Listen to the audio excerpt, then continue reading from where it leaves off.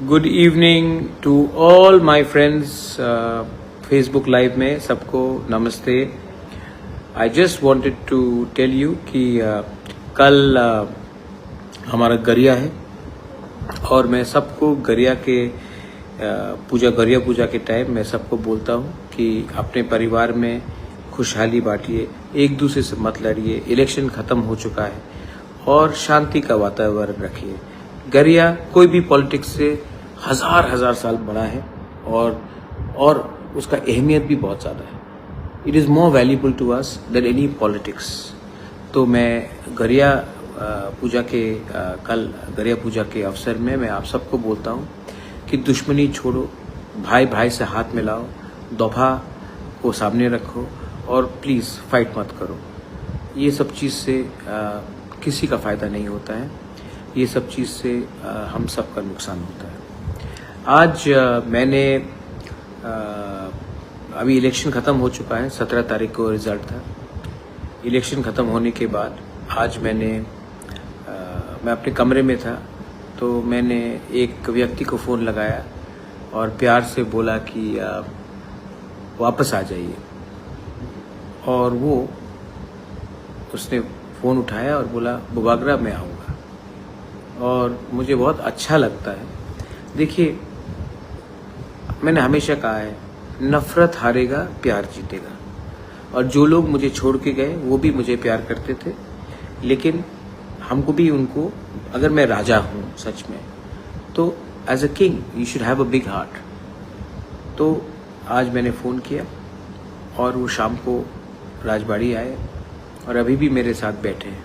Any guesses कौन है वो वापस बीजेपी को छोड़कर मेरे पास आ गए हैं और वो मेरे बगल में बैठे हैं।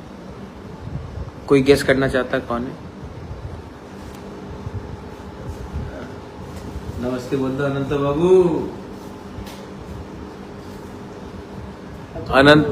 अनंत देवर्मा आए मेरे पास, मुझे सॉरी बोला। उनका उम्र है, मैंने कहा सॉरी बोलने का दरकार नहीं है, गलती सबसे होता है।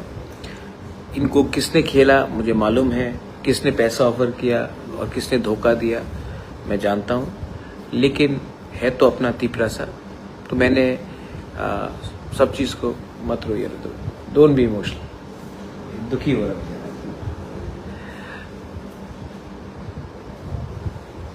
थानसा जीतेगा।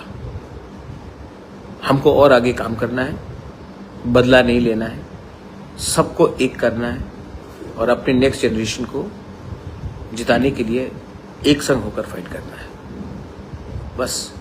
सो वेलकम बैक अनंत बाबू। आप 12 दिन बीजेपी में थे, अब मरते दम तक मेरे साथ रहिए, अपने तोहफा के साथ रहिए। हाँ कि नहीं अनंत बाबू?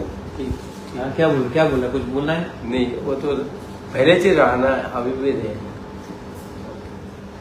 God bless you, love you all. और कल अगेन मैं आप सबको अपील करता हूँ, वायलेंस बंद कीजिए, कुछ नहीं होगा। सब लोगों को घर जाने दीजिए। जो लोग अभी भी बाहर है, अपने गांव से बाहर है, उनको गांव वापस जाने दीजिए, उनको गरिया में पार्टिसिपेट करने दीजिए।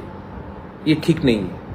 ईश्वर के घर में हम सब एक हैं, उनको अपने गांव में जाने दीजिए और गरिया में पार्टिसिपेट करना दीजिए और उनके ऊपर कुछ मारपीट या गाली गलौज मत कीजिए, ठीक है? अगर आपका राजा माफ़ कर सकता है, दिल बड़ा करके सबको ला सकता है, तो आपको भी ये करना चाहिए। बेलाइनो हम बाय और कहा।